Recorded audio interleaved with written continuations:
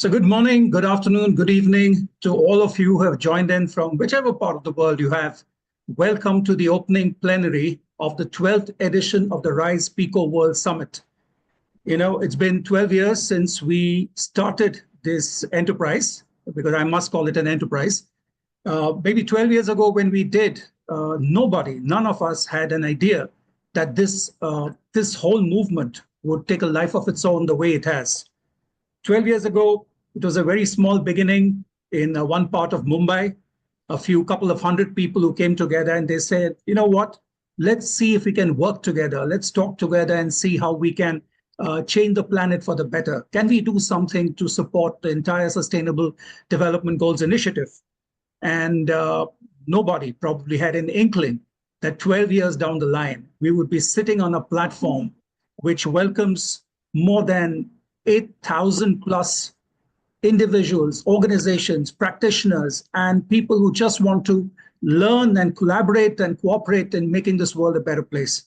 So welcome all of you once again to the opening plenary of the 12th RISE PECOWorld Summit. But before we actually move into the business end of the whole deal, a few announcements, if that's okay. Well, one of the first things, housekeeping announcements, of course. One of the things is obviously, can we have everybody with your microphone on mute at all times? Yeah, thank you so much. That really helps a lot. Thank you. And if you could rename yourself with your full name, your city, and your organization, it will really help people to connect with you, to know who you are. Just like we have done, like Karan and I have done. So full name, city, and organization. If you don't know how to do that, you can go on to your picture, and if you right-click, you'll have an option called rename. You can just do that. Now, we're doing this on Zoom, right?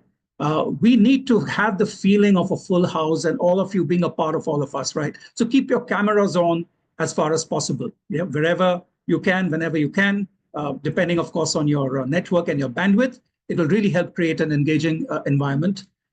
We have a chat box, so please feel free to write down whatever you feel about the proceedings. You like something that somebody has said, give it a thumbs up, give it a shout out, and say, hey, yay, I resonate with that. Yeah, that really helps us all. It helps the speakers as well. This session is being recorded, as you've noticed. If you're uncomfortable with that, please feel free to keep your camera off. There's no compulsion to keep your camera on. Though, of course, we'll be happy if we could see all of you on this, right? Do stay till the end. It's a very short event, barely 2 hours. You may miss out on some amazing sharing by our guest today, so please do stay till the end. Yeah, and of course, we are going in through a week of some amazing sessions, but today is when we kick it all off. And yes, if there's anything you need, please put it up on the chat, and our team will be able to, we'll be happy to help you. Okay, first things first. Well, my name is Naresh Karmalkar. I am an advisory board member of RISE, and I've been with RISE since inception. I think I was just an observer, or I don't know, a bystander in the first one, but then been happy to play a bigger role as the years have gone by. And it's amazing. Even my hair is grayed.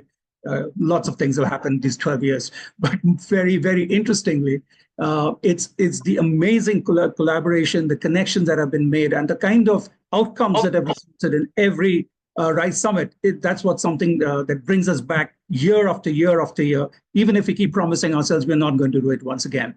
Yeah, so we are in for the 12th year. Next year, we'll be a teenager. So this is the last time for us to enjoy our childhood, so to say, and still keep notching out those wonderful goals.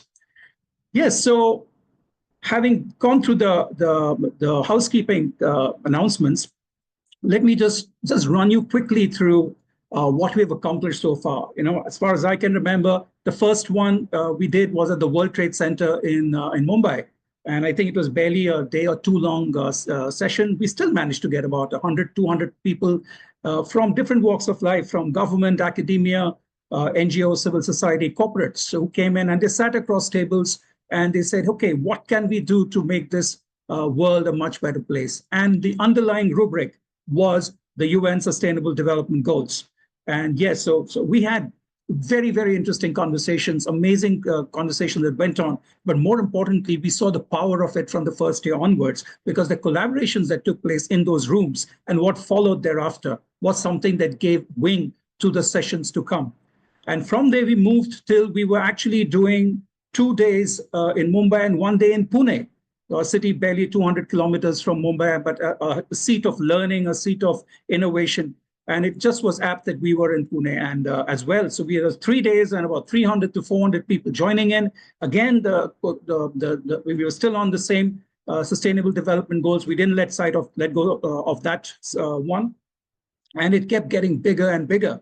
And we moved from venue to venue in Mumbai. Really, we chose academic institutions to actually make our presence felt. And it was amazing to see students and young people join in also in big numbers, because at the end of it, what we are bequeathing to the world is what we are bequeathing to these young people. And that's what the future of the Sustainable Development Goals lies in. And that's how we went in. And then 2020, we had what was, at first sight, disaster for the world.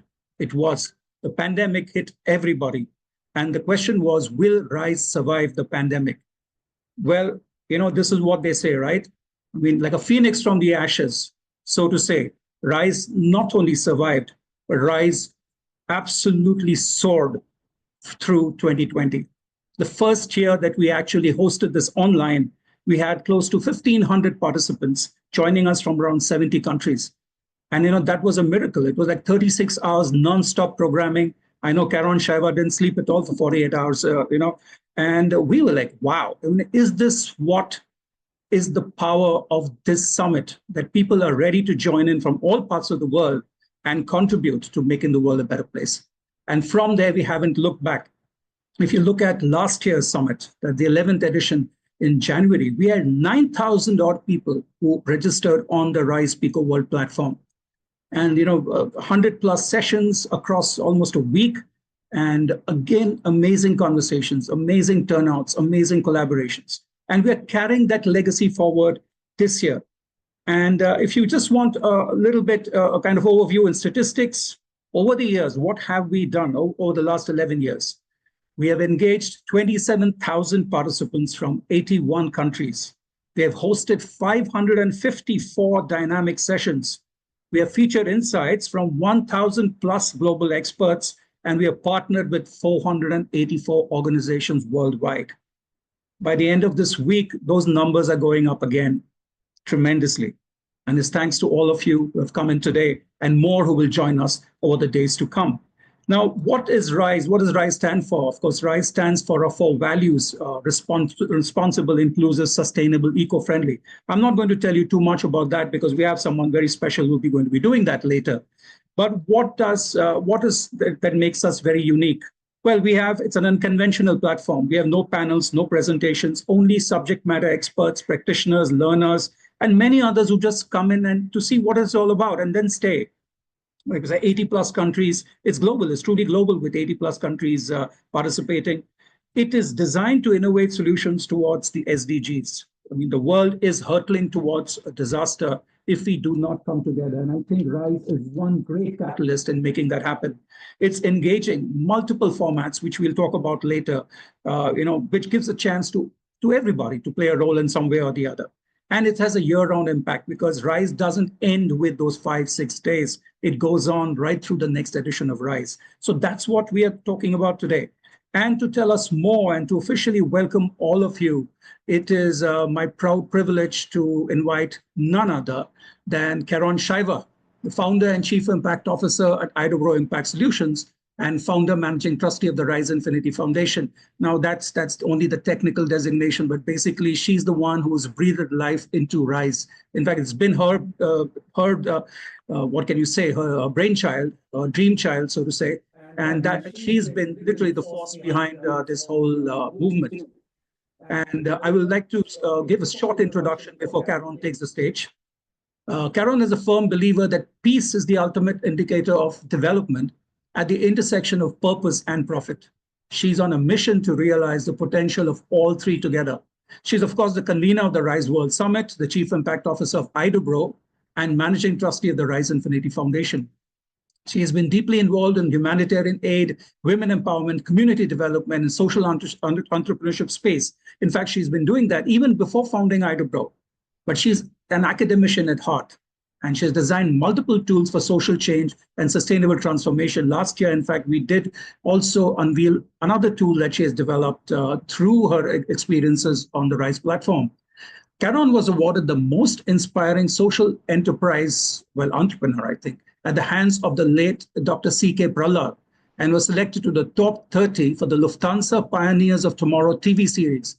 She was nominated as a COVID Shero by Twitter India and recognized for her work during the pandemic by multiple organizations. She was recently featured in a book, She Is 75 Women in STEAM, that was released on the occasion of 75 years of India's independence by the Office of the Principal Scientific Officer to the Government of India. Ladies and gentlemen, please welcome Caron Shiver. Thank you so much, Naresh. You are not just an anchor, but literally an anchor in many ways. So thank you very much for everything that you do.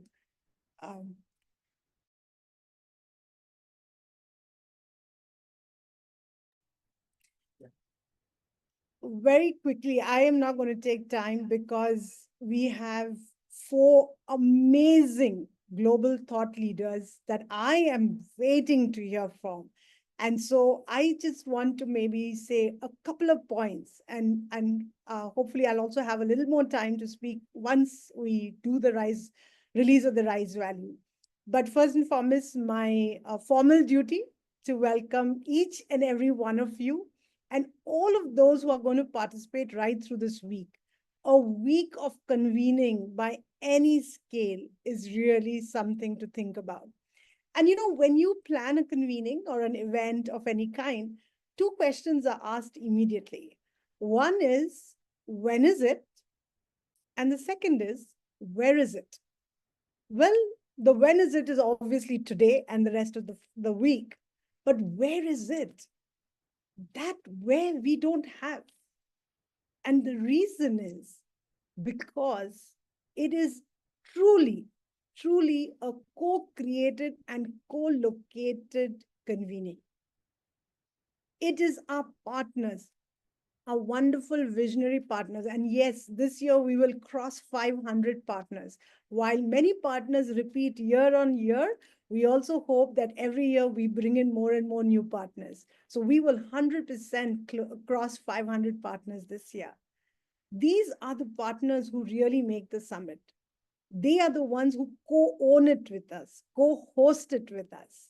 Each and every one of them, as our mosaic in the logo shows, every one of them are important to us. And so they decide where they host it, what do they do in their events, how do they manage it, and who do they invite. So it's truly a collaborative platform like no other. And because we co-own it, we do not talk too much about IDOBRO and Rise Infinity Foundation, even though it's organized by us, because we all own it together. This year, I am going to divert from that rule that we have followed all these years. The exception that proves the rule itself, isn't it?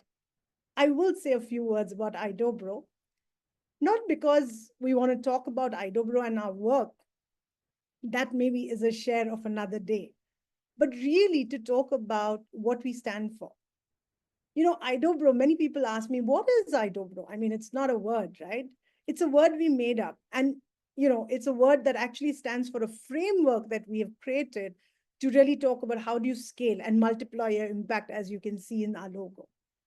The second is, of course, many people may or may not know, but, dobro means good, okay, in Slavic languages, in the Baltic languages. And so because of my background in technology, I always jokingly say, well, one of the reasons we did it is good, using technology for good. And that's also not untrue. It's a great way to talk about your name. But the third way, some people do jokingly come and say, hey, what is this IDOBRO? I do, bro. Many people come up and laughingly tell me this. And today, I really want to say that perhaps that is the most meaningful explanation of our name that I would like to talk about. I do grow. I think the time is come for us all to really, really think about what is it that we do for the world around us. How do we really coexist as brothers and sisters, as citizens of the world, as inheritors of this planet? How do we really see our relationship within ourselves, with others, with the world around us, and finally, obviously, our universe? And I think today you will, when we unveil the 4 values and we hear these great global leaders who have given us their time so generously, I think we'll understand and appreciate why the time is right for us to think, I do grow. Let's do it all together. Thank you very much and welcome once again to the 12th edition. As Naresh said, it's the last year before we turn teenagers. So let's enjoy it. Let's make the most of it. Let's give and get all in one breath. Thank you once again and welcome. Over to you, Naresh. Thank you so much, Karan. That was amazing and very crisp, but it actually brought out the essence of what IDOBRO and what RISE is all about. And this is how we go on. As she said, this is not a platform owned by IDOBRO or any of us. All of us come together to put this together. Each of the sessions that you'll be experiencing in the week ahead is owned entirely by the individual or the organization that is hosting it. And that is what makes this unique. It's when people actually come in and take responsibility that all of this happens. And actually that brings us to our values today. So the 4 values on which entire RISE is predicated, what actually drives this whole movement towards achieving the Sustainable Development Goals is what gives wing to this entire movement. The 4 values: responsible, inclusive, sustainable, ecosystem friendly. And we have some amazing dignitaries here today who are going to release the RISE values and actually talk about what each of those values means to them. And they're joining us from all parts of the world, and we are really privileged to have them with us. So without further ado, I would like to move on to the first value that we're talking about, the R value, responsible. You know, Helen Keller once said, until the great mass of the people shall be filled with a sense of responsibility for each other's welfare, social justice can never be attained. But that entire mass of people to be filled with that sense of responsibility, for that to happen, it begins with me. And that is what responsible is all about, me being responsible. To release the R value, we'll be inviting none other than Ms. Mikiko Tanaka, Director and Head of the UN ESCAP Subregional Office for South and Southwest Asia, but she will be introduced by our advisory board member, Sonia Golani.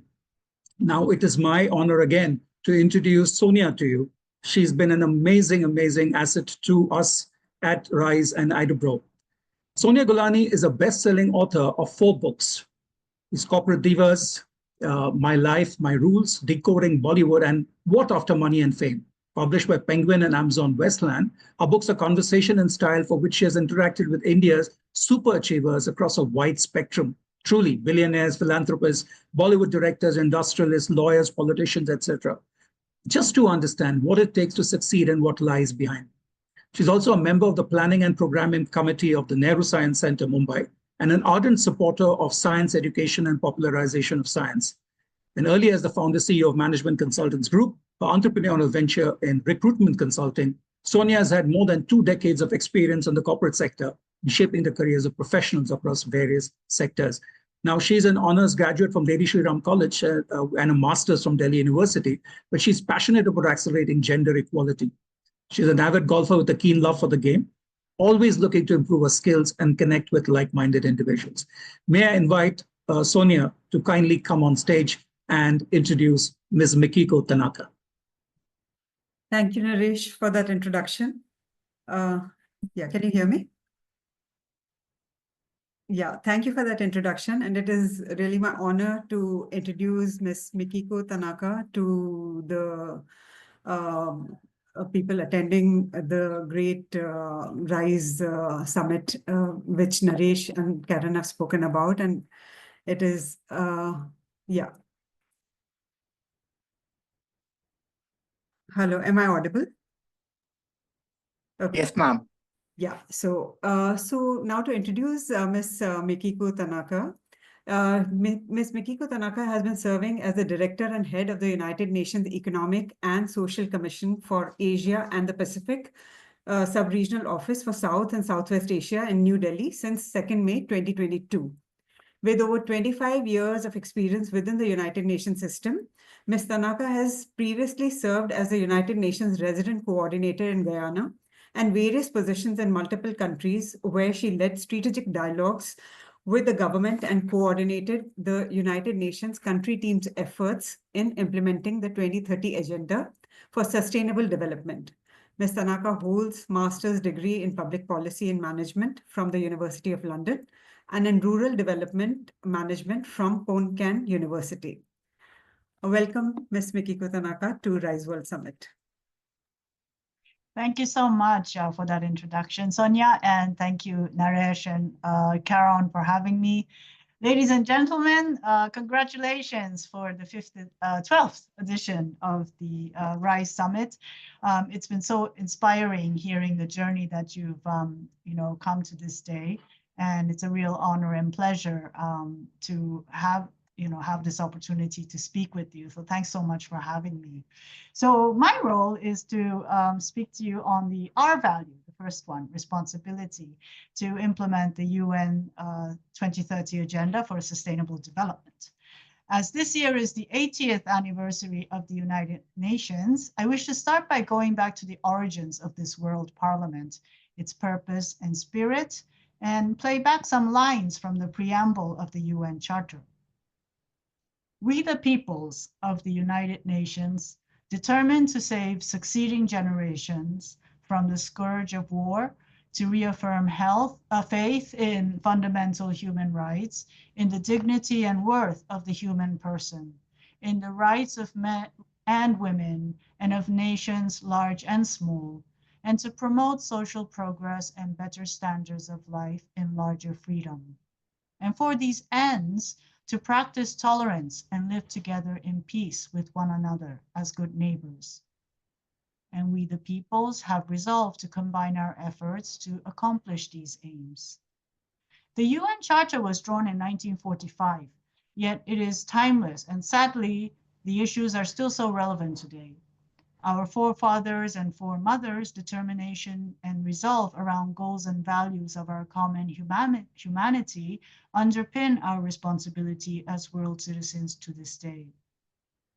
And as you know, in 2015, the UN General Assembly adopted the 2030 Agenda for Sustainable Development. The agenda's 17 Sustainable Development Goals, or SDGs, aim to eradicate poverty and hunger, enhance prosperity and equality, conserve the environment, mitigate climate change, and promote peace and justice. Leaving no one behind is an important principle, and Goal 5 is dedicated to the empowerment of all women and girls and the attainment of gender equality. Worldwide, everyone has a stake, role, and responsibility in achieving these ambitious goals. Some responsibilities are clearly defined and enforced through laws. Other responsibilities are not as clear-cut and are shared, negotiated, or depend on voluntary initiative and cooperation. Governments have the responsibility to establish and enforce policies that promote sustainability and equality. Parliaments have the responsibility to legislate laws, while the judiciary has the responsibility to ensure just implementation of laws. Businesses have a responsibility to prioritize environmental stewardship, equitable labor practices, and ethical sourcing. Commonly called corporate social responsibility, these actions not only improve their reputation, but also advance broader societal objectives. Civil society organizations function as advocates and watchdogs for responsible practices, holding governments and companies accountable. They also offer support to marginalized communities. Gender equality is an important goal and driver of sustainable development. Opportunities for women to take up paid jobs, run businesses, and assume public functions have grown, but many women still cannot fully take advantage. Government and private sector are responsible for policies and actions to push for equal pay for equal work, parental leave, support to care work, access to education, creating a safe work environment, and promoting women into managerial and decision-making positions. When we talk about responsibilities to drive sustainable development across a complex web of institutions and stakeholders, what does this mean for individuals?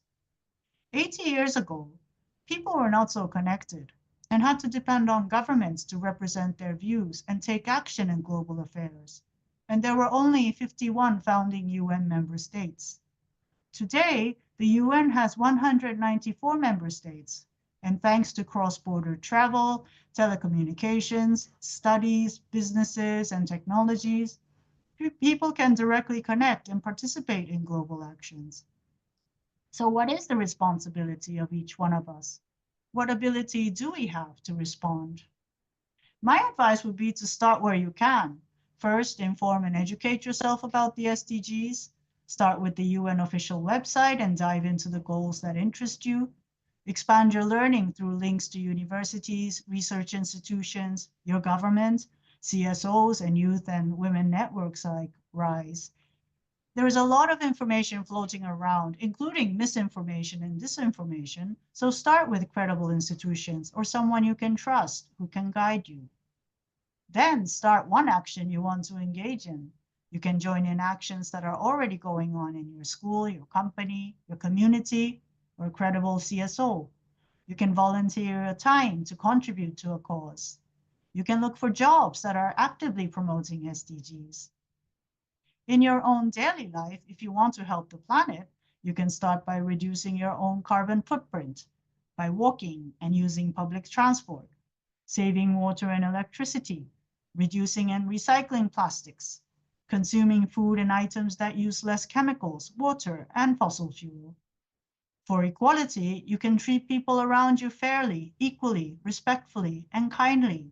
In the family or workplace, women and men, young and old, different faiths, ethnicities, and nationalities. You may find people around you whom you hardly noticed or even ignored. Start greeting and valuing them. It's easy to be with like-minded people, but engaging someone we don't agree with is not so easy. So listening and understanding them without judgment can be a first step to take. If you are already on this path, like many of you, think of how to expand the circle for SDG actions in your family, your school, your workplace, your community, or your government. It could involve education, advocacy, influencing, or with some courage and tact, challenging ways of life and business that harm others and the environment. It is not that difficult to start many things, but it is important to continue and make one action a habit. Growing your awareness of your own way of thinking, behaving, and interacting with people is important to appreciate who you are and who you want to be. By gaining confidence and skill to adopt pro-SDG habits one by one, we expand our ability to respond, our responsibility.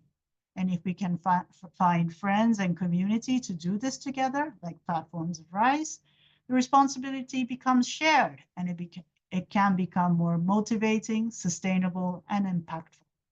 So with that, I'm pleased to release the R value. Over to you.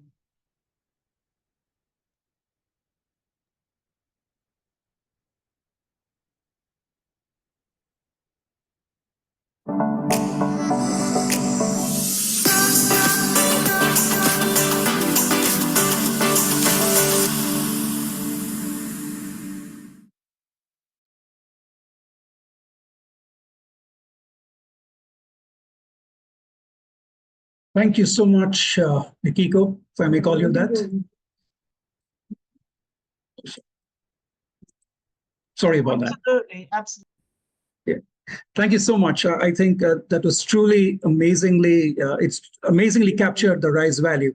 And what you pointed out, small actions that actually lead to so much, small things that every citizen on this planet can take on, and that will create an impact. In fact, I'm reminded of something Howard Zinn once said. He said, we don't have to engage in grand heroic actions to participate in change. Small acts, when multiplied by millions of people, can transform the world. And what you have actually spelled out for us is exactly that. Small actions that each one of us can take, and each one of it will end up making a difference. So thank you, Mikiko, for that amazing start to the 4 RISE values. Thank you also, Sonia, for your introduction. And this brings us to the second value, which is the I value, inclusive. Prabal Gurung, the fashion designer, once said, to me, beauty is inclusion. Every size, every color. That's the world I live in. And whether it's a fashion designer or all of us, isn't that what all of us encounter every single day? The beauty and the diversity of the world we live in, the people we live in, the environment that we live in. And that is what brings us to our second RISE value, inclusive. Now, to introduce the second RISE value, we have none other than Dr. Tina Opie, Chief Vision Officer of the Opie Consulting Group, LLC, founder of Shared Sisterhood. And to introduce Dr. Opie, we have none other than our old friend and supporter, Cheryl Kaiser, the Executive Director of the Lewis Institute and Babson School Innovation Lab, Babson Social Innovation Lab, from Massachusetts in the United States. I would just like to briefly introduce Cheryl. Cheryl has a long-standing reputation as a positive disruptor and lives by the mantra, find a way to say yes.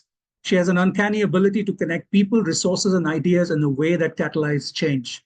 Through these connections, Cheryl has co-created transformational experiences for Babson partners and communities, developing immersive learning experiences for Babson students, creating unique opportunities for students to work at a strategic level on real-world social impact challenges, and allowing organizations to benefit from fresh entrepreneurial thinking.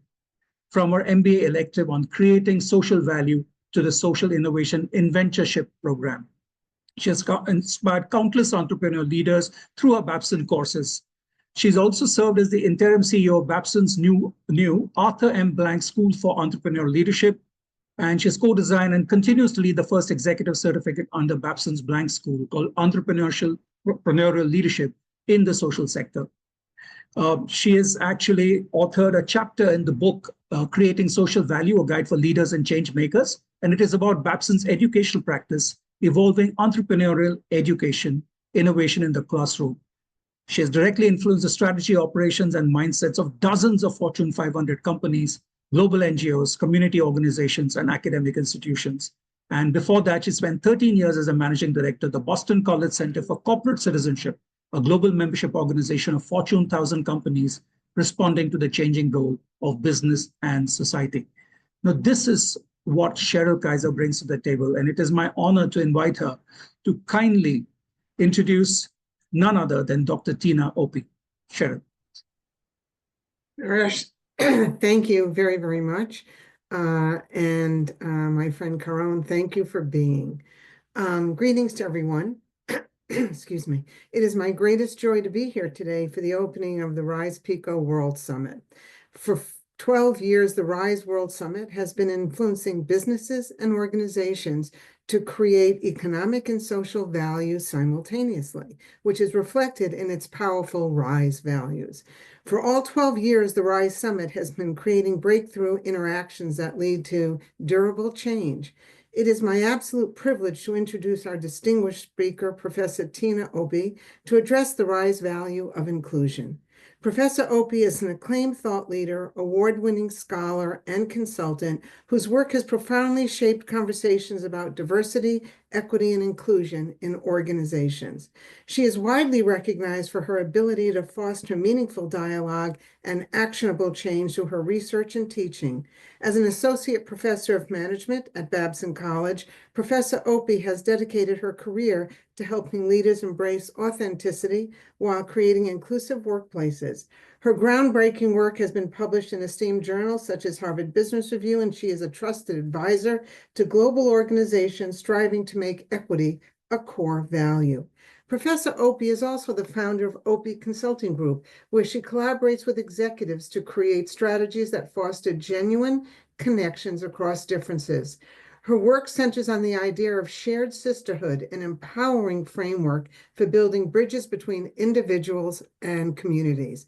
Today, more than ever, no matter where we live, work, and play, we need to dig into our assumptions and create real bridges of shared understanding and collective action through authentic relationships. As Professor Opie states, in order for us to even get to a place where we can begin to have a common understanding, we need to really interrogate where all of our assumptions come from and understand how that impacts the workplace. Today, she joins us to share her expertise and inspire us to rethink how we lead, collaborate, and create impact in our organizations. In all my years of working with leaders, I believe shared sisterhood is one of the best frameworks for those who seek to understand and have the courage and will to act. As a mentor of mine once said, you cannot think your way into a new way of acting. You must act your way into a new way of thinking. This is exactly what Professor Opie helps us do. Dr. Opie provides a pathway, a framework that so aligns with the mission of RISE and will surely be an accelerant to the work we are all doing to create lasting, compassionate, and real change. Please join me in welcoming my dearest, dearest friend, Professor Tina Opie. Cheryl, thank you so much for that introduction. Can you all hear me okay? Okay, good. Well, first of all, thank you so much again, Cheryl, for the introduction, and Naresh and Kairon, thank you for having me here.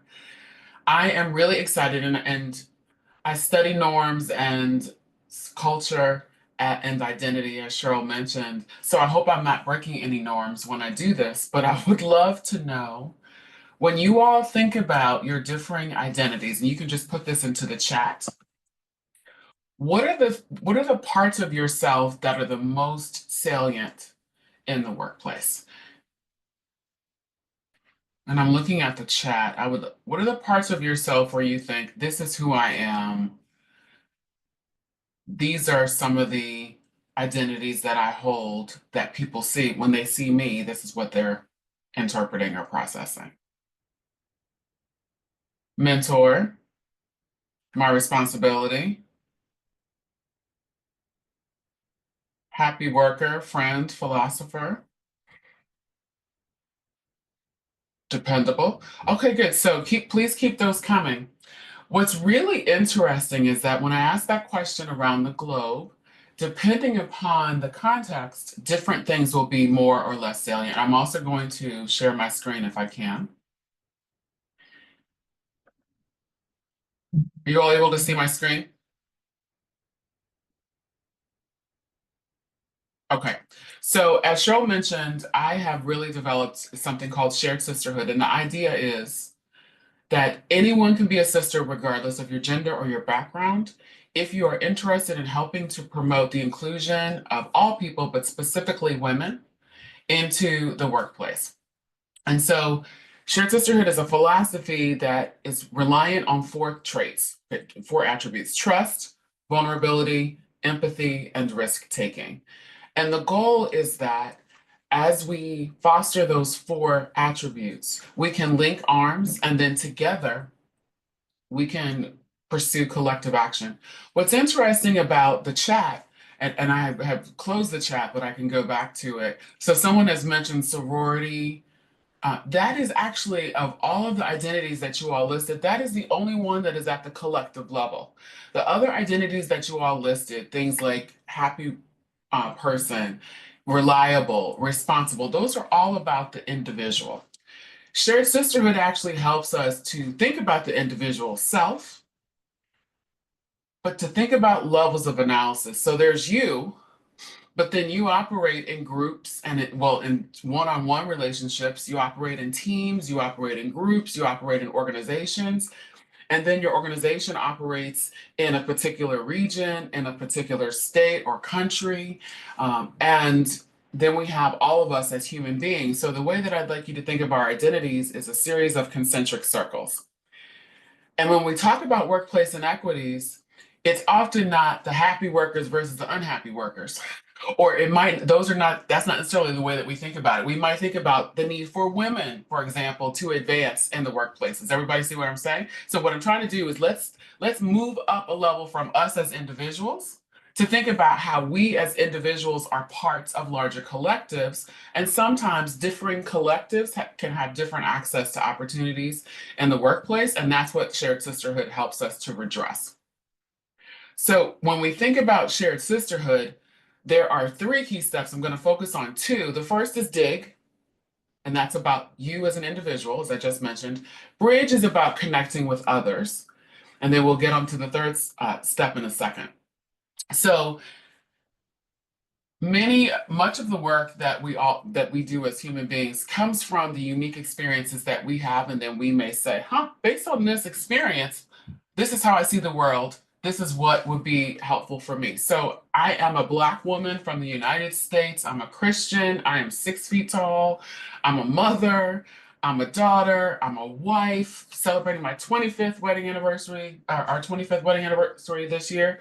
What you see on the screen now is a sample of some of the most salient identities that I have.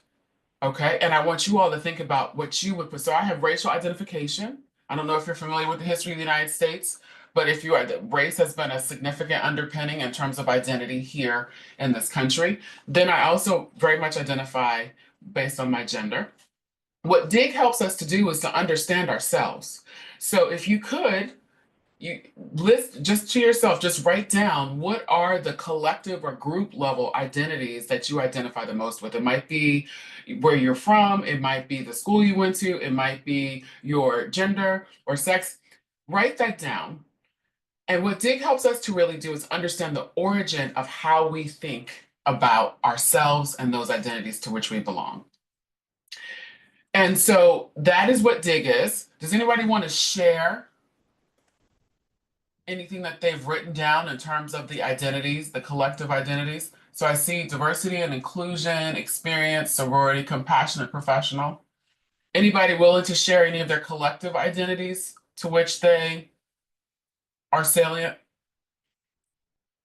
Empowered women, yes. I can relate to that, Akila.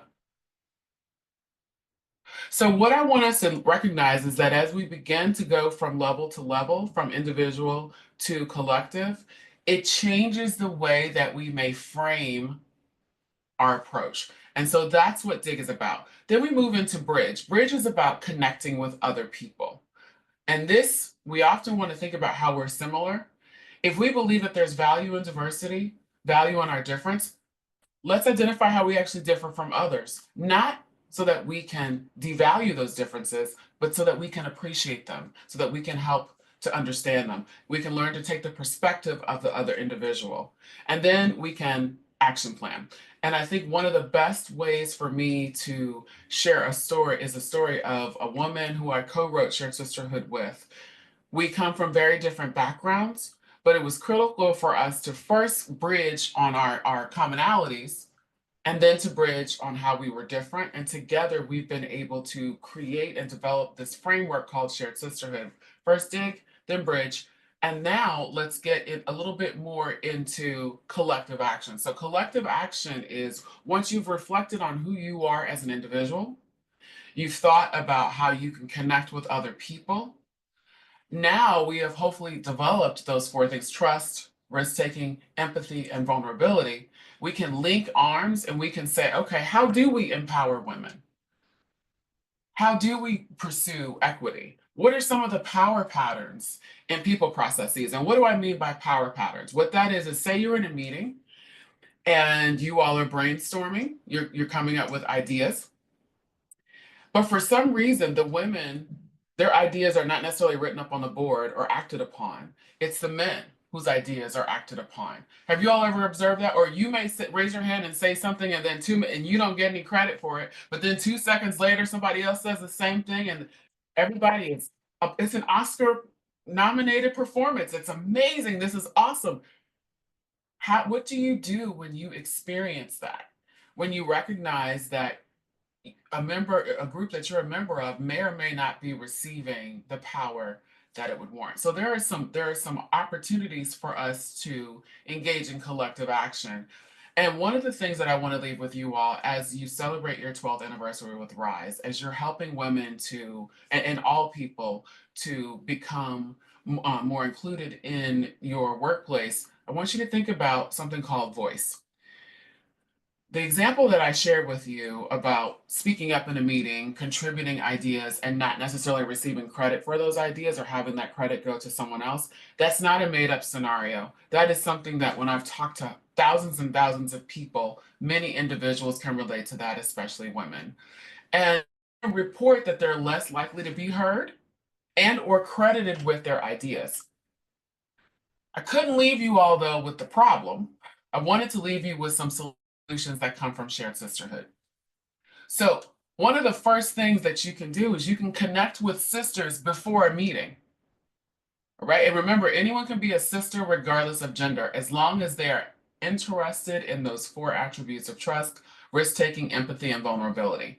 So it might be something like, okay, Naresh, I'm going to be in this meeting, and as soon as I'm going to talk about amplification, and as soon as I start talking about amplification, Naresh, I want you to say, oh my gosh, Tina, your idea on amplification is awesome. And Karon, as soon as Naresh finishes, I want you to say, Naresh, I agree with you. Tina's idea on amplification is amazing. Let's start action planning. That is a very simple thing, but it's something that you all can actually take away today and practice it at work, at home, I don't know, try it in the grocery store. But the idea is that you're creating an echo chamber so that it's more difficult for people to claim credit for your ideas. And you're also helping to elevate the voices around you, ensuring that everyone's voices are heard. And Karan and Naresh may do that for me in this meeting, but in the next meeting, I may do that for Karan. Okay, so in that way, you're helping to amplify each other. And I cannot lie, this is a cartoon that National Public Radio in the United States created for amplification and shared sisterhood. And can I tell you, this excited me so much because this is me right here with the gray hair. I have a lot more gray hair now, but this is a tool, and I'm happy to share this cartoon with Karon so that you all will remember amplification. But I want you to think about dig, bridge, and collective action, with amplification being an example of collective action. I want you to think about what are the constraints to shared sisterhood on your team, in your department, in your division. And then you have power right now as a human being, as an individual, you have power. What can you do individually to minimize or eliminate those constraints? With that, I will pass the mic over, but I'm very happy to release the value of being inclusive.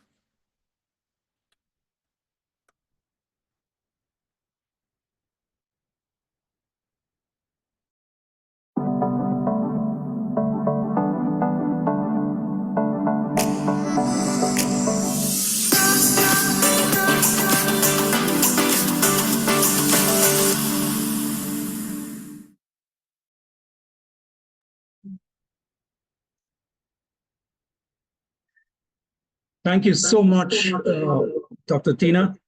I think your echo chamber, I mean, I will actually echo across this whole audience out here. And I've seen Devapriya already writing about it. What a brilliant concept and what a way to really pay it forward. In fact, this reminded me of my time with Habitat for Humanity in India. And this very, very pressing issue, which took center stage in India over the last 10 years, especially, the issue of providing toilets.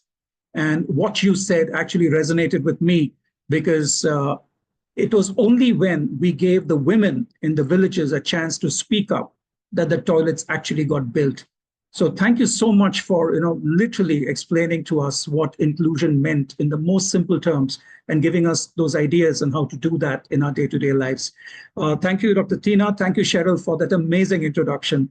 And thank you for getting Dr. Tina to this platform. And with this, it's time for us to move to our third value, which is the S value, sustainable.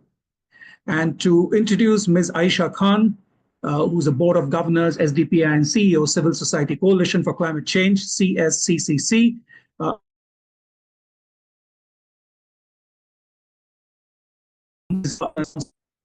Who is also a member of the Indian Police Service, IPS. Just to give, I mean, it's difficult to actually encapsulate Anjana's tremendous background, but I'll attempt to do that. Please forgive me if I go a little over time. Ms. Anjana Sinha is a security governance and law enforcement practitioner with over 3 decades of work experience in what we all acknowledge to be the world's largest and most complex democracy, as well as conflict and pre and post-conflict situations in Europe, especially in Bosnia and Herzegovina. She's held several executive leadership positions in tackling and dealing with guerrilla warfare and religious fundamentalists in politically sensitive regimes. She worked in strategic advisory capacity with the UN system, UN MIB and H, in one of the most complex conflict zones in Europe, having coordinated human rights work and investigation and trained International Security Corps as part of that mission's mandate. She's executive diverse management projects, especially in the field of e-governance and training. Some of her contributions, she prevented outbreak of violence in her area of responsibility during the communal riots in 1992. She coordinated with and provided security to 117 countries in the Afro-Asian Games in 2003, especially when the global terror threat was at its helm. She put into practice the concept of participatory governance by initiating a conflict resolution and conciliation cell, CRCC, in the Crimes Against Women cell of Andhra Pradesh, a state in India. And she's worked with civil society in rural and urban areas to rehabilitate trafficked women and surrendered Naxal insurgents, including women insurgents. Her academic background is equally illustrious. She specialized in public policy management in IIM, Indian Institute of Management in Bangalore. She's a history graduate from LSR in Delhi and master's from the Jawaharlal Nehru University, and she was awarded the Shivning Fellowship to academically engage with peacekeeping and international capacity building. She has been an invitee to and a presenter at several prestigious conferences across the world. I would like to invite Ms. Anjana Sinha to introduce Ms. Aisha Khan. All yours, Ms. Sinha. Thank you so much, Sri Naresh. That introduction was indeed very humbling. And before I do the honors of introducing Madam Aisha Khan, I would like to thank Karen Shaiva for thinking of me and wanting me to be part of the RISE conglomerate. I've been associated with this for the last, I got to know Karen for the last 2 years, and I was also briefly part of the RISE Summit last year. And this year, I've taken another baby step forward of introducing a speaker to this virtual forum. I look forward to being closely associated with the RISE organization and this movement, and hope to be following the steps of Professor Tina and Crystal and others, and be able to contribute in my own little ways to this entire lofty ideal of RISE. So, am I audible? Hello? Yes, you are. Yeah. Okay. So, without much ado, let me take the opportunity of introducing Ms. Aisha Khan. She's a very celebrated and a very committed environmentalist from our neighboring country, Pakistan. And here it goes, her introduction. Ms. Aisha Khan is a board of governors in the SDPI, which is an organization in Pakistan, and CEO of Civil Society Coalition for Climate Change. Aisha Khan is a prominent climate change and sustainable development advocate based out of Pakistan. She serves as the CEO of the Civil Society Coalition for Climate Change, and an organization dedicated to promoting climate action and policy advocacy. She is also an executive director of the Mountain and Glacier Protection Organization, MGPO, which focuses on environmental conservation and community development in mountainous regions. With over 2 decades of experience in the development sector, Aisha has worked extensively on climate change, environmental sustainability, and disaster risk management. That's really huge. Her leadership in CSCCC has been instrumental in fostering multi-stakeholder dialogues, influencing policy, and creating awareness about the impacts of climate change in Pakistan. Aisha Khan is a recipient of the Tamga-e-Imtiaz, one of Pakistan's highest civilian awards, in recognition of her efforts in climate change, action, and environmental protection. Her work is widely acknowledged both nationally and internationally, and she continues to advocate for sustainable development through partnerships, research, and policy engagement. Over to Ms. Aisha Khan. Thank you very much, Anjana, for that introduction. And thank you, Naresh and Karen, for your inspirational opening words. They resonate well with my own crucible. It's a pleasure to be virtually present at the 12th anniversary of the Rise World Summit. Congratulations on making this journey so meaningful and impactful. Sustainability has always been and will remain a key word for long-term investment in anything we do in life. It applies equally for personal, social, business relationships as it does to economic management and political decision-making. This is the main reason why achieving the Sustainable Development Goals is so important. Each goal has been carefully thought out and is intricately linked to the next. The purpose of sustainability is to lower risks, get optimal returns, and ensure delivery of mutually beneficial results. The big question is, how do we achieve this? The answer actually is quite simple, and the two magic ingredients are balance and harmony.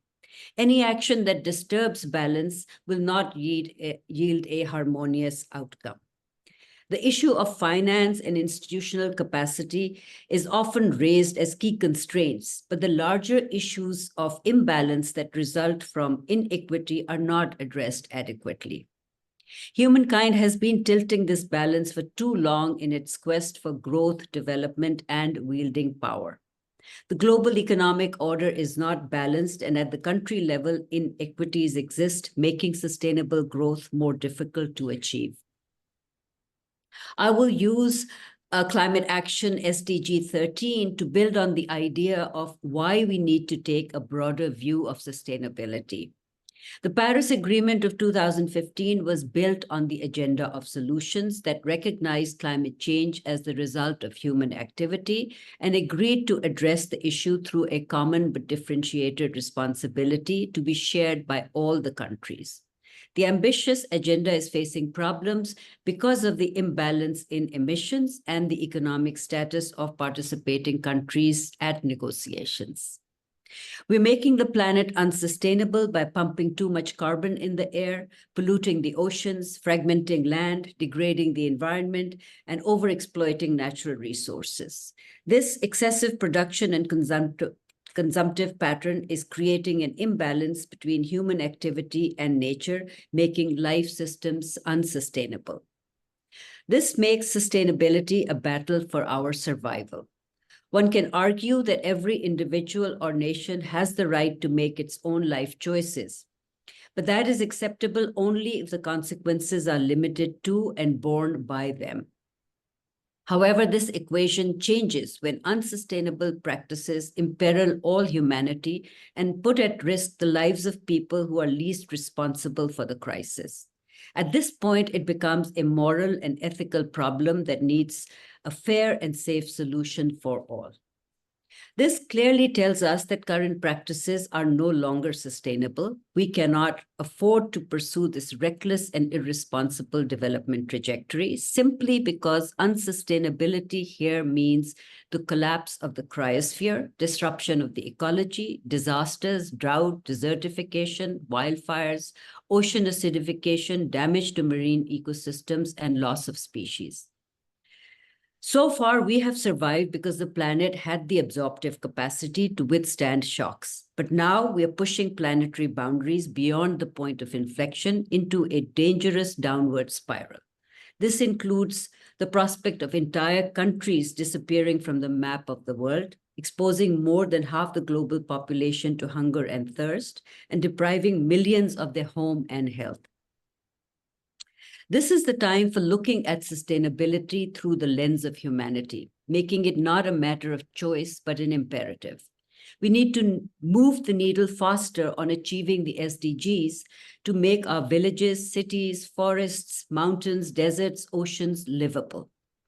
We're living dangerously in dangerous times where climate change is not just changing weather and water patterns, it is also changing the geopolitical landscape, making the future uncertain, brittle, and risky. We still have time on our side. The next 5 years are perhaps the most crucial, making 2030 a turning point in human history. Achieving the SDGs and the objectives of the Rio Convention on climate, biodiversity, and desertification are our best bet for a sustainable future. We know what needs to be done. We also know the consequences of inaction. This is time for government and private sector to take bold, ambitious action using science, technology, and innovation to disinvest in fossil fuels and make a rapid transition to renewable energy. The role of corporate responsibility and environmental social governance is very important. CSR investment anchored in ESG is the perfect delivery mechanism for ensuring sustainability with safeguards against greenwashing. We know that the global temperature is rising, but we also know that it's rising unequally, with South Asia warming up more rapidly, putting at risk the lives of millions of people, with women getting impacted differently. This is our chance for the region to use sustainability as the entry point for integration of policies and actions for harmonized outcomes. Let me just close by saying that just as climate is not a standalone subject, sustainability too needs to be seen through a wider lens that includes peace, stability, and prosperity for all. Sustainability cannot be achieved through selfish, short-sighted, and self-serving approaches. Simply put, sustainability means thriving in tandem with nature and with each other as communities. Looking at it through the regional lens, it means looking at South Asia not just as one geographical entity or landmass, but also as one humanity. So despite delays and obstacles, there is still time to act and room for hope. With that, I'm pleased to raise the S RISE value, sustainable. Thank you.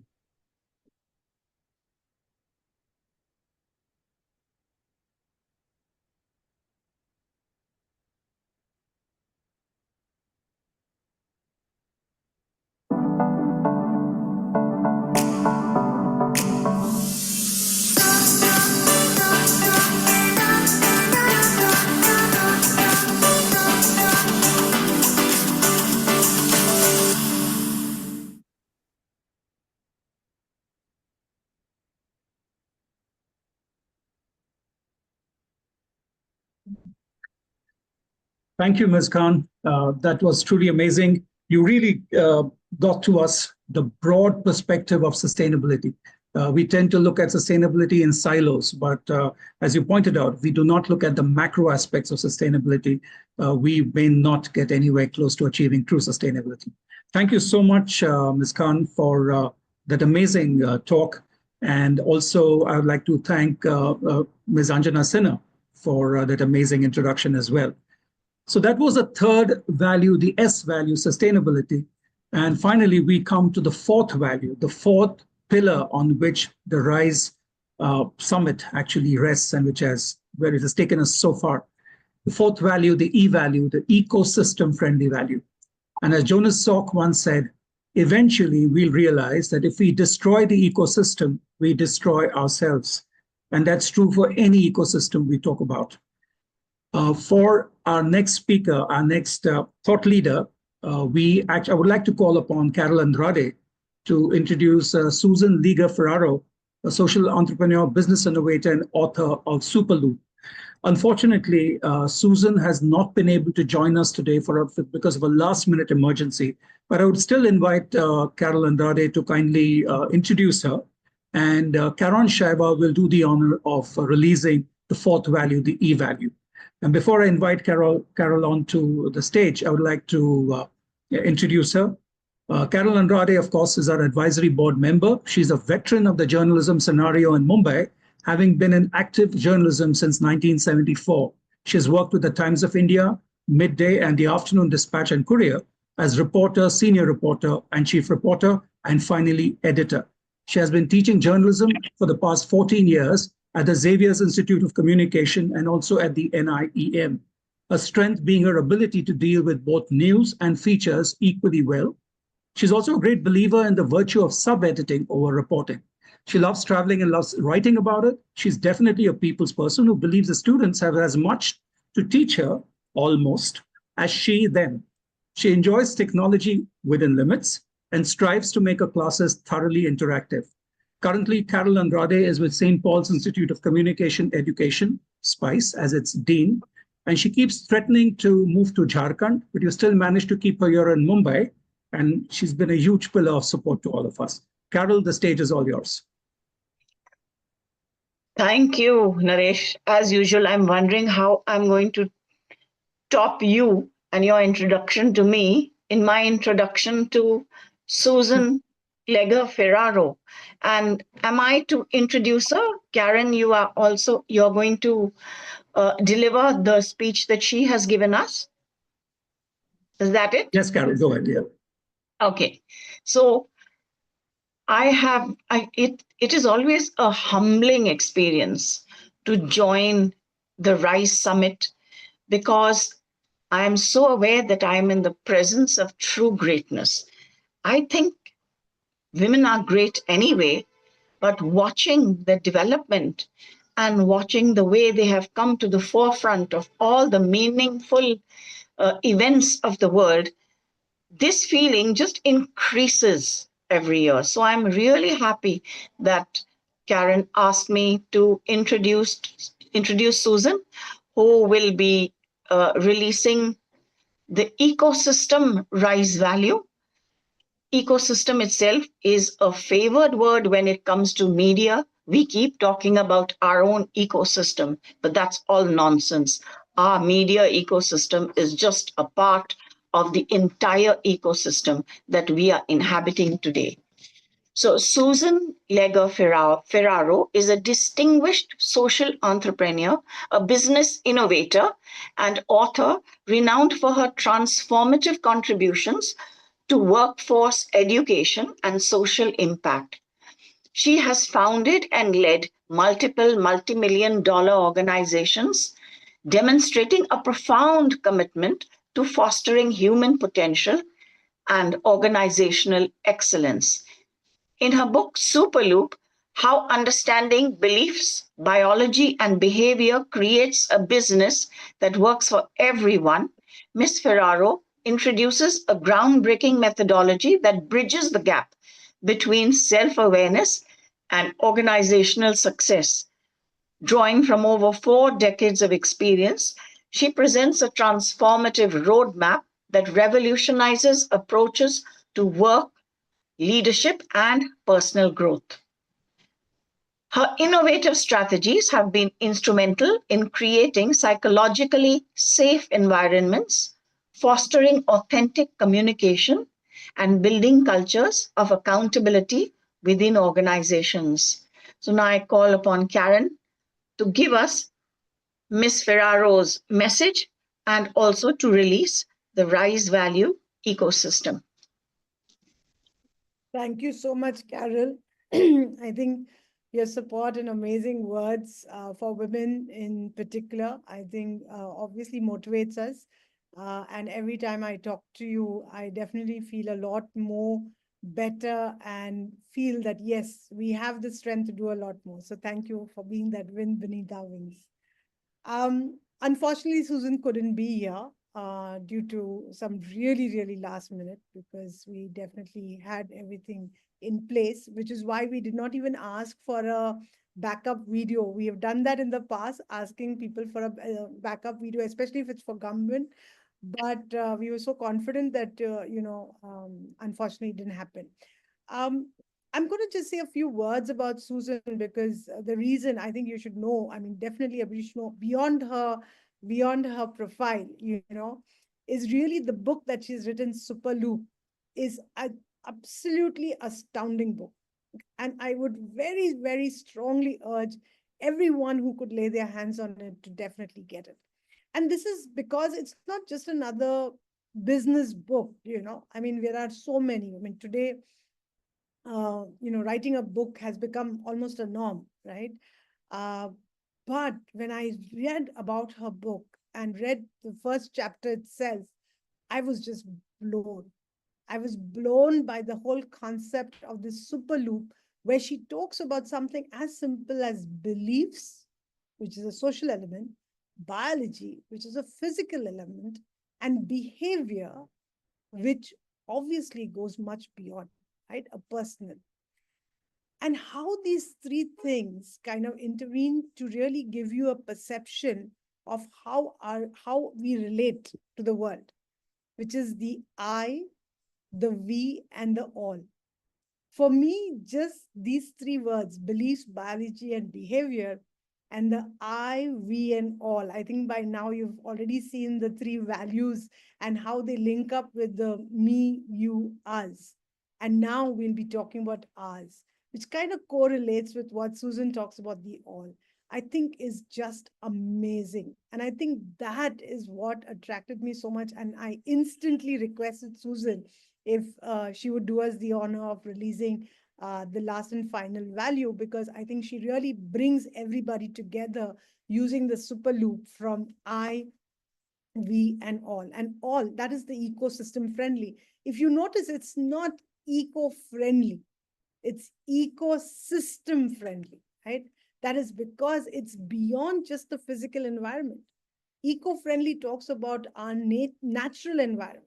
But for us, the ecosystem is beyond just that. Our environment, if it is ever going to be protected, if it's ever going to be taken care of, if it's ever going to be restored to what Mother Nature really is, then it's going to take all of every single piece of this ecosystem to make that happen. And that is why eco-friendly cannot stand just on its own. It's really ecosystem friendly that's going to get us there. And so that's really what the value of ecosystem friendly is. And it is an honor, obviously, for me to do this on behalf of Susan. And I hope that very definitely we will do another session with her during the Rise PECOWorld week. And at that time, I hope you will all join us to hear us and hear her and hear more of what she has to say about both SuperLoop and the ecosystem friendly value, which I'm very proud to release now. So please, may we have the ecosystem friendly value. Thank you.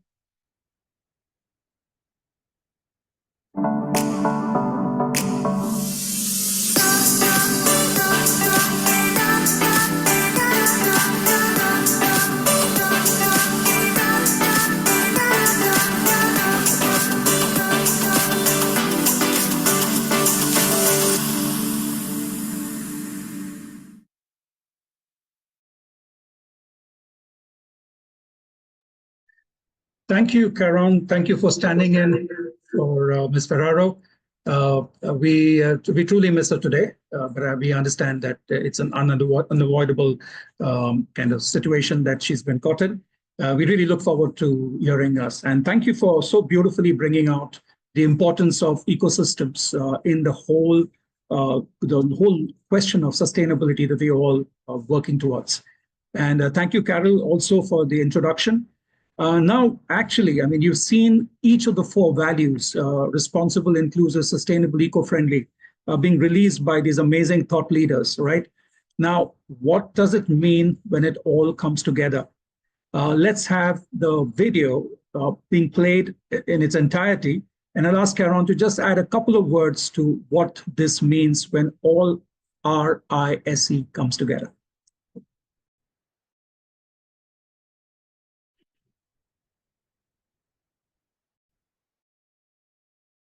Yeah, Thanks, Naresh. So, we've had the release of the RISE values, and very often people, of course, first they think that the RISE is a verb, but for us, it's actually an acronym, and but beyond an acronym, what does it really mean? And of course, we also saw how each of the value kind of correlates with ourselves, with others, with everyone, and then, of course, the entire universe. But I think beyond that, is even more subtle, that is very important for us to look at. And I hope that the next video is going to show you one more time, because you may not have caught it in the first, is you see that the RISE starts, the responsible starts with a dotted line, which means that we in our lives need to connect all these dots before we can even start thinking beyond ourselves. And connecting that dots is so important. So the responsible is really a connected dot. That connected dot starts becoming a solid line. Once we connect the dots, we actually create solid lines. And so inclusive is really those solid lines that bind us to others, that ties us to other people, and keep those relationships strong. When those relationships start getting stronger, and we look at it from the future, we start creating a pipeline for the future. So if you see the sustainable, the line is actually a pipeline. Yeah, in the shape of an infinity, because it's about the future. And last but not the least, when we start filling that pipeline, we create a solid foundational, line on which the future will obviously grow. And so you will see the dotted line, the intersectionality of the solid line, the long-term pipeline flow of energy that converts into the strong foundation as the future, for the future. May we please have the full video, and I would urge all of you to please do look at it and share your feedback, because these are very important things for us as well, and to learn and understand whether these make sense and how does it impact and affect all of us. So may we please have the full video. Thank you.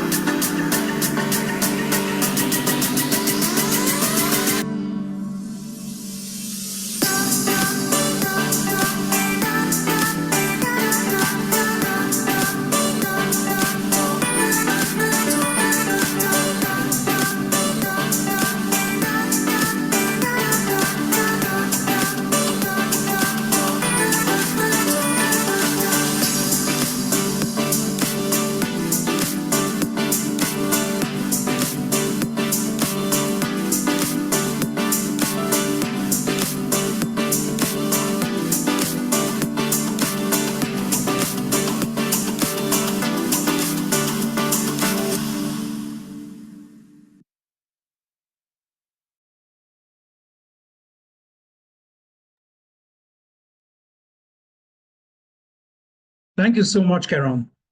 And with that, we formally, we have finished the formal end, the business end of this plenary with the release of the 4 values, the RISE values, because this is what's going to guide our conversations, our discussions, and our collaborations in the week to come, and of course, the months and years to come. But to give you an idea as to what it is that we have brought to you this year, what exactly have 80 partner organizations and individuals brought to the fore in this RISE Summit, I would like to give you a small overview. It's extremely difficult, I know, but I'd like to give you a small overview of what's in store for all of us, right? The first thing to do, of course, if you haven't done that already, is to register for the RISE PECOWorld Summit. So you have to register on the platform, because that opens to you a phenomenal array of utilities that you can use to truly network, gain knowledge, collaborate, and form those partnerships.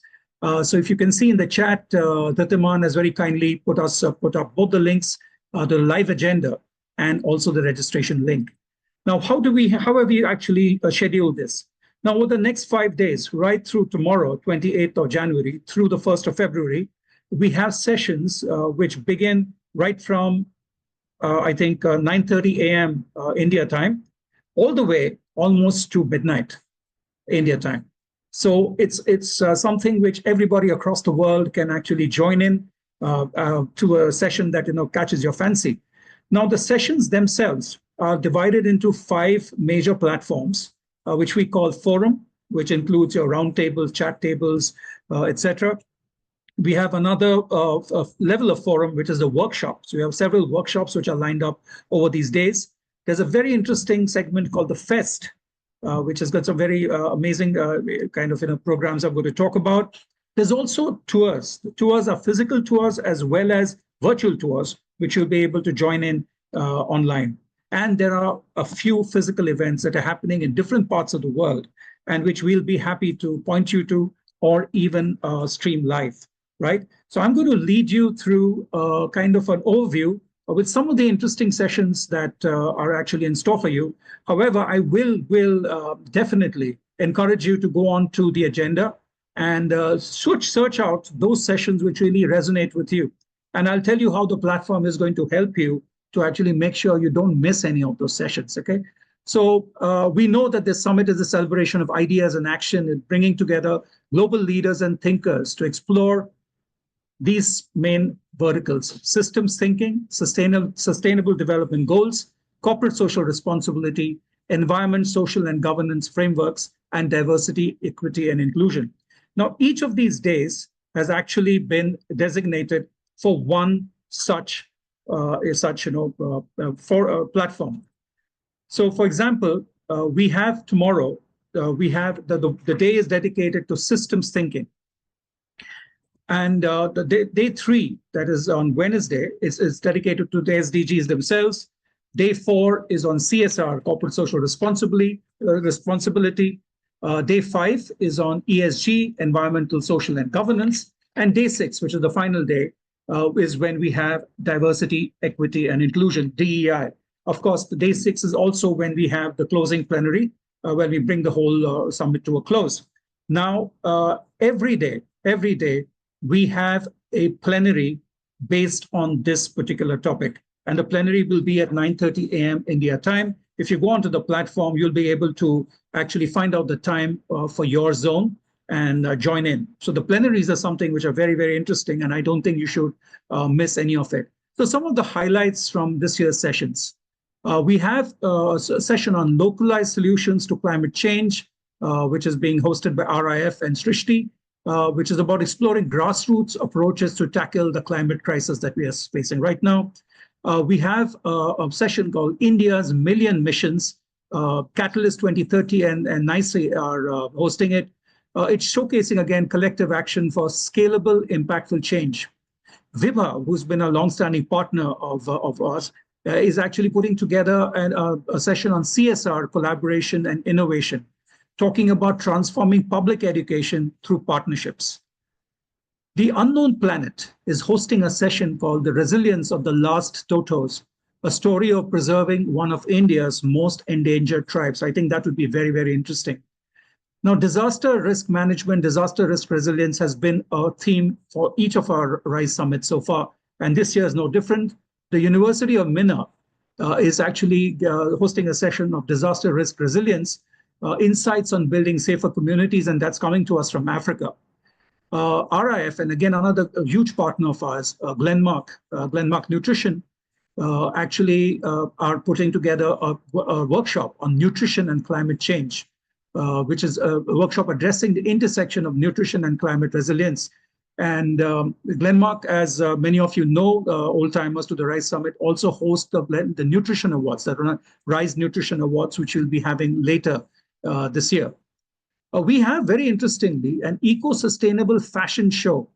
It's a vibrant showcase by college students in Bangalore featuring garments by Nool, which blends Indian weaves and international designs while empowering rural women artisans.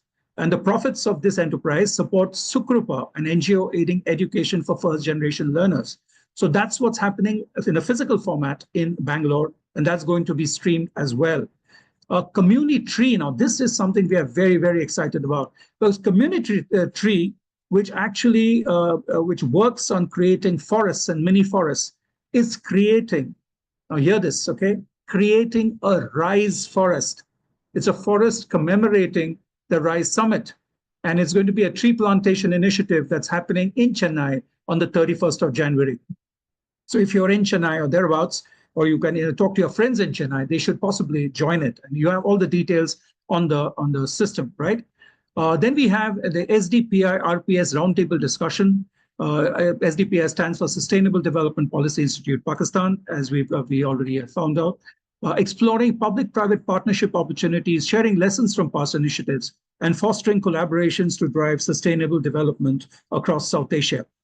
VIPA again has a roundtable on public education, where they hope to engage with policymakers, CSR leaders, and NGOs to address gaps in public education, discuss scalable models, and co-create actionable solutions for meaningful change. Now, all of you who are interested in education, there's one more great session which is coming up, which is hosted by ECA and AAPER. It's called Teachers for Change, the New Paradigm for Educators. You can discover systems thinking approaches to enhance education and align with SDG 3, that is good health and well-being, and SDG 4, quality education. And you'll see the linkages that happen when you look at both these SDGs together. We have Bohemian Adventures LLP, who's actually going to do a session on inclusive outdoor spaces.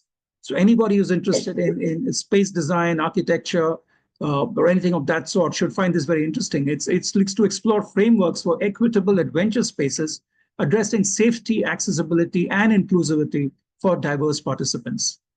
Now we have Grace Health, which is an amazing organization dealing in HR and training. They're conducting a workshop, and it is to engage in participant-centric instructional design strategies for effective learning outcomes. I think all of us indulge or have to deal with training and education in some form or the other. This could possibly give us a format or a design structure by which we can structure our trainings better. Now, there's a very, very interesting workshop, which I hope I can catch as well. It's called the Sketchnoting Workshop. Well, we know how to take notes. I think some of you may have been taking notes today. But what about sketchnoting? There's a workshop which is going to unlock your creativity and enhance learning through visual storytelling techniques. So this year, the platform itself also offers very exciting new features to elevate your summit experience. Now, this is something all of you need to take note of. We have, for the first time, an exclusive lounge service. You want to host a private meeting for somebody you meet on the RISE platform. This is the place you can call them to, online. So there are these open spaces, as you would do around a normal conference. You'll take them aside and have a small meeting. You can do that virtually. And that means you can meet with anybody you want in the world who's attending the RISE Summit. So this lounge is something I would really invite all of you to kind of make use of, because do remember, I mean, apart from attending the sessions, one of the biggest advantages that is offered to you by the RISE Summit is the ability to network and connect with all the participants from across the world, kindred spirits who are all working on the same thing that we are doing. And this is how collaborations happen. So do make use of the lounge. I think it's a brilliant concept. I'm itching to actually try that out myself. We have mentoring clinics this time. It's one-on-one mentoring clinics. So there are quite a few industry leaders who are going to share their expertise. Look out for them. They are mentioned in the agenda.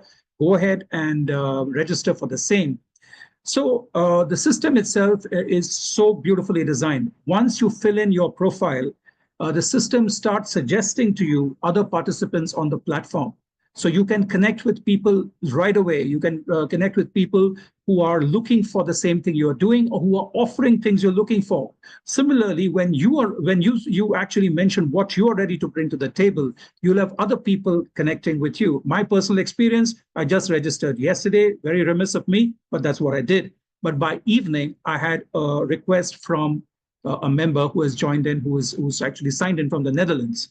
So this is something which can happen to you. The platform allows you to do that. Now, every session that you like, you can go through the whole agenda. You can actually click on it so that it gets added to your calendar. And then the system will send you a reminder on email. So so you don't miss any session. You can also choose to export it to your Google Calendar or any other calendar that you use, so you don't miss out a session. Believe me, with 100 sessions over 5 days, you actually run the possibility of missing out on sessions. I've had this whole, the experience, 4 sessions that I want to attend, and all 4 at the same time. Well, there's one more thing which is happening this time. Technologically, the sessions are going directly onto YouTube as well. So they will be available to you in case you miss a session. You will be able to watch that the session that you missed, so you really don't miss out. And I must tell you, we've met quite a few of our global thought leaders today. We've met also some pretty big stalwarts of a steering committee and other advisory board. You can find all of them on the summit. You can find all of them on the summit. You'll be able to actually read their profiles. You'll be able to connect with them. So don't lose out on that opportunity. Also, each and every one of our partner organizations and anybody who's hosting a session on the RISE Pico Summit has a page dedicated to them which you can visit and where you can actually download some brochures, presentation, whatever it is that they have actually added there to give you a better idea of what their organization is all about. Because this is for you to know who it is that you can connect with and work together to create a better planet. I think with this, I would like to end the technical aspect of today's program. But it will be absolutely remiss of me if I do not thank a few people who have put this all together. First of all, the advisory board has always been with us through all the RISE summits possible, giving us, well, advice, but also suggesting some amazing innovations that we have managed to, we tried to get on board as we go along. There's a steering council which looks at the day-to-day affairs and actually putting this summit together. So thank you so much to our steering council. We also have a core committee and subcommittee members who have been, we have had multiple meetings. This time, for the first time, we have had open houses for those who wanted to conduct sessions. And I think from the feedback we have got, those have been extremely helpful to getting people to think about the sessions so as to deliver maximum value to all of you. And of course, I cannot thank the IDOBRO team enough. These people, and believe me, it's not a team of 100. We just have a team of from 4 to 7 people. That's about it. And they've been working day and night. Believe me, they've been working day and night, along, of course, with Karen, to put this whole thing together. So from the bottom of my heart, thank you, each one of you. The summit is just beginning. We have 5 more days to actually go through. And I'm sure that we'll be out there supporting you throughout this journey. So I wish you all the very best. And for the final closing remarks, I'd like to call upon Karen. Of course, before that, I must say, in case there is anything that you need to reach out to us for, you have a question, you have a suggestion, you have anything, you can get in touch with us. I would ask Kritiman to put in the contact details, the email and phone number on the chat. You can always get in touch with them, for anything you need. And with this, it is my time to say goodbye and hand it over to Karen, who will now declare the summit open. Thank you. Thank you very much, Naresh. And you have, of course, done a lot of the thank yous. And I will only just say, just so that not repeated, that, of course, I want to add my thank you to every one of them that you did. But there is one special thank you that I do want to make. And that's to a very special person who's had a big role in the RISE PECOWorld Summit up to very recently. And that is Deepak Nanda. If we can please highlight him. We have another tradition, by the way, in IDOBRO and RISE, that when one of our team members leave us, it's like how we do it at home, right? When our family member leaves us, we feel sad. Of course, we feel sad, but you're also very happy because we know they're doing it for something better for themselves. And so same it is with Deepak. He has been the co-owner, convener of the RISE Pico Summit along with me, but he's chosen a different path from here on. And so that's one thing I did want to recognize. The second thing I did want to recognize is the work that he's done, the design that you just saw of the RISE values. We've been, of course, talking about the RISE values for the past 15 years, which is how old we are. And very recently, I just said we need to have a better way to depict it. And there we go, Deepak on the job came up with this. So I really, truly want to take this opportunity to thank him for that beautiful line drawings that he came up with. But even more incredible was the significant way of depicting the rice values itself, the icons that he created, right from responsible being a symbol, a circle, the inclusive being two intersectionality circles, and then of course the infinity sign for sustainable, and then finally the ecosystem being multiple circles attached. So I think, you know, I always said Deepak mirrored my thoughts beautifully and always brought it to life. So I do want to give him a minute to kind of also say a few words. So Deepak, over to you. Thanks, Karen. Really appreciate it. And as much as I would have wanted to be a part of it for the 4th year, unfortunately could not because there's parallel events going on in my current organization. But glad to see the kind of turnout, the kind of planning, the kind of work and heart that's been poured into this 12th edition of the summit.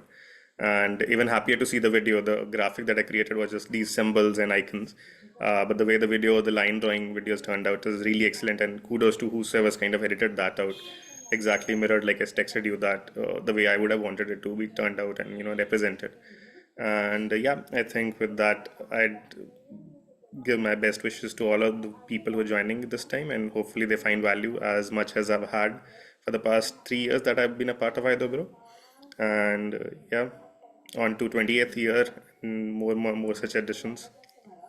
Thank you. Thank you so very much, Deepak. And yes, the video was actually done that gave life to the icons that you gave, was done by, again, another very amazing woman entrepreneur. And I cannot tell you how passionate and committed she is, that, you know, we actually just got it right before, by 4:45, because we had asked for many changes and things like that. And she just was so up to the job. And so I definitely want to recognize her. She's not here right now. Her organization is Creative Cut, and you can see just how creatively she did that. And her name is Ranjana Raghuvanshi. And I really want to thank her from the bottom of my heart for making this happen the way we wanted it, and we want to do it. So thank you very much. And again, last and final, thank you so very much. Look forward to engage with you, because that's really what is the heart of RISE. The PECOWorld Summit is really about engagement. So the summit is open. Go engage, go talk, and go meet and go collaborate. Thank you very much, and see you again. Bye-bye.